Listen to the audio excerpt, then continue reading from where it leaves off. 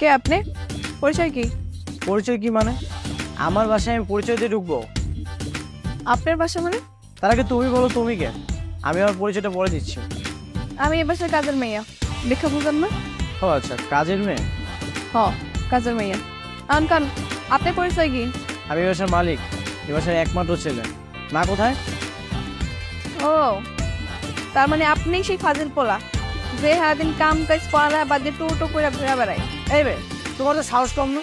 তুমি আমাকে ফাজিল বললে? হ কইলাম, আপনার মাই তো কয় আমার পোলা এই দুনিয়ার শ্রেষ্ঠ ফাজিল। মা বলেছে তাই না?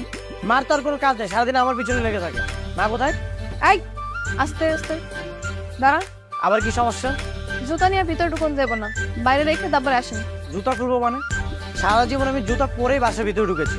দাঁড়ান, সারা জীবন যা করছেন এখন থেকে জুতা বক্সে রেখে তারপর ভিতরে প্রবেশ করতে হবে, বুঝছেন? তুমি কি ভুলে যাচ্ছ? তুমি আমার বাসায় কাজ করো, আমি তোমার বাসায় না। হ, কাজ করি, তাই কি হয়েছে? কাজ করতে আমার মেলা কষ্ট হয়। জুতা বাইরে রেখে তারপর ভিতরে আসেন। আমার মা যে তোমাকে কি দেখে রেখেছে। এই সরো তো। এই, মা, এই, আরে জুতোটা খুলে যান না। মা, মা। কিরে, কখন এলি? সেখানে কারোর সাথে দেখা হয়েছে? এসব কিছু বাদ দাও, তার আগে তুমি আমাকে বলো, এরকম একটা মেয়েকে কাজের জন্য কেন রেখেছো?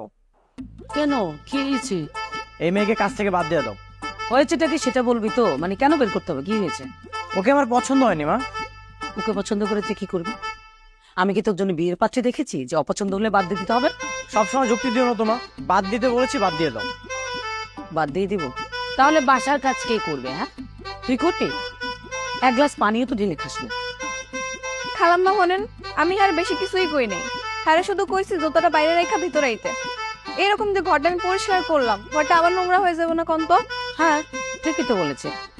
তুই হাটে বাজারে আগানে বাগানে হেঁটে পায়ের জুতো করে ময়লা নিয়ে বাসা আসার দরকার আছে? ঠিক আছে, আমার ভুল হয়ে গেছে। ঠিক আছে ঠিক আছে, মাফ করে দিলাম। এরপর থেকে এরকম আর করবেন না। সবকিছুর একটা নিয়ম আছে, মাইনা চলতে হবে। মাফ করে দিলাম মানে? এই, তোমার কাছে কি মাফ চেয়েছি? মাফ তো চেয়েছি আমার মায়ের কাছে। অন্যায় তো করছেন আমার সামনে, আর ঘর দোর তো আমিই পরিষ্কার করি, তাই না? তো মাফ করলে কেটা করবো? আমিই তো বউ। আহা নেই, ঝগড়া করিস কেন?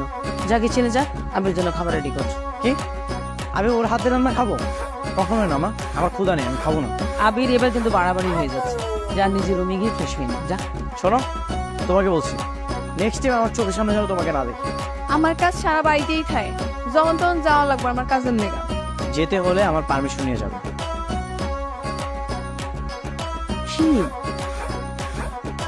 তুমি মন খারাপ করিস না তো, আমার ছেলেটা এরকম একটু চিড়চিড়ে। হ্যাঁ, তুই যা কাজে যা।